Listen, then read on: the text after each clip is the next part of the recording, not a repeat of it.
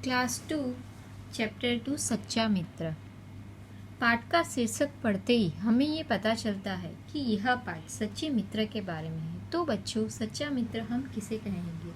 जब बच्चा जन्म लेता है उसके साथ ही कुछ रिश्ते उसके साथ जुड़ जाते हैं।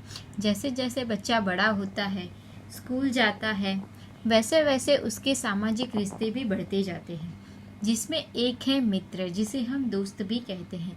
इंसान अपने दोस्त खुद चुनता है और खुद बनाता है। दोस्त तो बहुत सारे होते हैं, लेकिन आज के समय में सच्चा दोस्त मिलना बहुत मुश्किल है, लेकिन नामुमकिन नहीं है। तो सच्चा दोस्त हम किसे कहते हैं? सच्चा दोस्त वो है जो किसी भी परिस्थिति में हमारा साथ दे, जो पीठ के पीछे हमारी कभी भी बुराई नहीं करता है, जो कभी भी हमें दूसरों के सामने नीचा नहीं दिखाता है और हमेशा हमारी सहायता करता है। मुसीबत के समय जो काम आए उसे ही हम सच्चा दोस्त कह सकते हैं। जब हम शारीरिक या मानसिक रूप से खुद को कमज़ोर महसूस करते हैं, तब सच्चा दोस्त हमारी ताकत बनकर हमारा सहारा बनता है और हमारी सहायता भी करता है। तो यह पाठ हमें ऐसे ही दो सच्चे दोस्तों के बारे में बताता है। एक गांव में रोहन और अमन नाम के दो लड़के रहते थे। दोनों बहुत ही अच्छे मित्र थे। रोहन का पैर खराब था और अमन आंखों से देख नहीं सकता था। दोनों का परिवार बहुत ही गरीब था।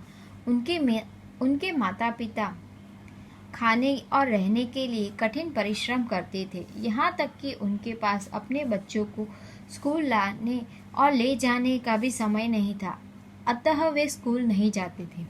एक गांव था जिसमें रोहन और अमन नाम के दो लड़के रहते थे।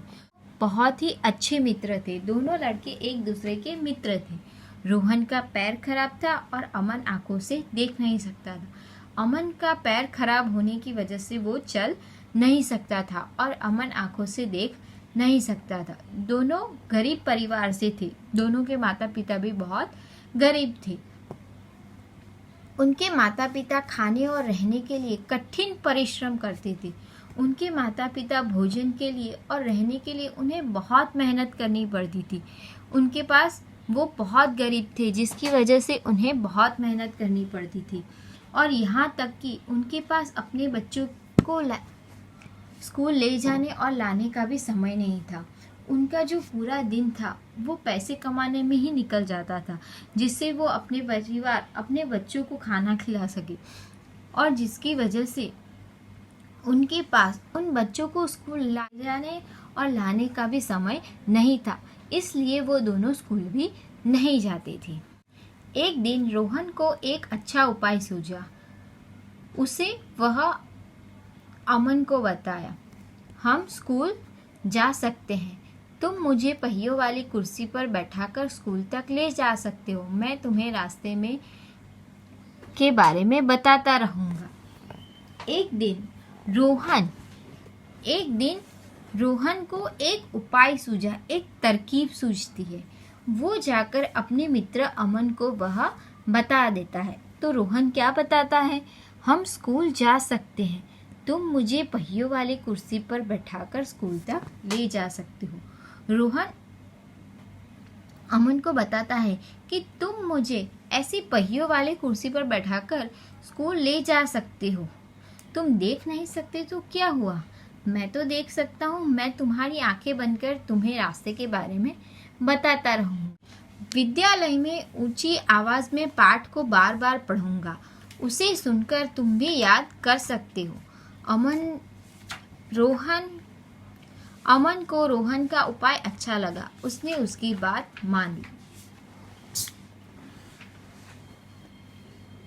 रोहन अमन से कहता है कि जब हम विद्यालय जाएंगे, जब हम स्कूल जाएंगे, तो जो ब्लैक बोर्ड पे लिखा होगा उसे मैं बार बार ऊंची आवाज में पढ़ता रहूंगा। बार बार एक ही बात को पढ़ने से तुम्हें वो पाठ भी तुम्हें याद हो जाएगा। अमन को रोहन का उपाय अच्छा लगा। रोहन की तरकीब उसे अच्छी लगी और उसने उसकी बात मान ली। इस प्रकार दोनों बच्चे स्कूल गए। उन्होंने प्रधानाध्यापक को अपना उपाय बताया। फिर प्रधानाध्यापक ने इस विषय के बारे में अध्यापकों से बातचीत की।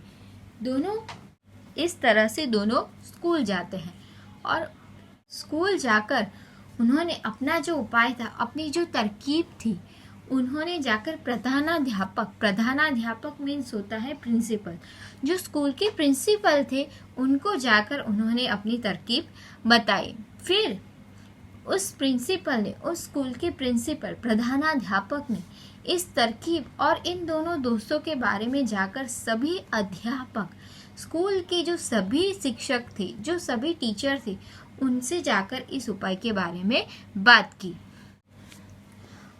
अध्यापक यह सुनकर बहुत प्रसन्न हुए। किस प्रकार दोनों बच्चे एक दूसरे की मदद करना चाहते हैं। उन्होंने दोनों बच्चों को स्कूल में दाखिल कर दिया। अध्यापक जो स्कूल के जो टीचर थे वो इन दोनों बच्चों की बात सुनकर बहुत प्रसन्न हुए मीन्स बहुत खुश हुए। क्यों खुश हुए? कि दोनों बच्चे एक दूसरे की मदद करना चाहते थे। दोनों जैसे भी करके, किसी भी तरीके से वो दोनों एक दूसरे की मदद करना चाहते थे। उन्होंने दोनों बच्चों को स्कूल में दाखिल कर लिया। जो स्कूल के टीचर थे उन्होंने दोनों बच्चों का एडमिशन स्कूल में करवा दिया। एक दूसरे की सहायता से दोनों बच्चे पढ़ने लगे। यदि वे ऐसा उपाय न ढूंढते तो कभी भी पढ़ना लिखना न सीख पाते। दोनों ने एक दूसरे की सहायता से, एक दूसरे की मदद से पढ़ने लिखने लगे। रोहन उसे रास्ता दिखाता और अमन उसे स्कूल में ले जाता और रोहन जो बोर्ड पे लिखा होता, जो भी पाठ होता, उसे जोर जोर से पढ़ता और अमन उसे याद करता। इस प्रकार दोनों बच्चे पढ़ने लगे। अगर वो दोनों ऐसा उपाय न ढूंढते, अगर वो ऐसा रास्ता ना ढूंढते तो क्या कभी भी वो पढ़ लिख पाते? इस प्रकार आप भी अच्छी तरीके से अपना प्यार अपने मित्रों को दिखा सकते हो और एक दूसरे का सहयोग कर सकते हैं। अगर आप अकेले की अपेक्षा में एक साथ मिलकर कहीं अधिक अच्छा कार्य कर सकते हैं। इस तरह से आप भी अपने मित्रों में, अपने दोस्तों में अपना प्यार बांट सकते हो और एक दूसरे की मदद भी कर सकते हो। आप अकेले की अपेक्षा में एक साथ मिलकर कहीं अच्छा काम कर सकते हो। आप अगर अकेले एक काम को करें, इससे अच्छा अगर आप सब एक साथ मिलकर उस काम को करें तो आप ज़्यादा अच्छा काम कर सकते हो। तो इस चैप्टर से आपने क्या सीखा? तो सच्ची मित्रता निभाना, हमेशा अपने दोस्तों का साथ देना, अपने दोस्तों की मदद करना और एक साथ मिलजुल कर काम करना।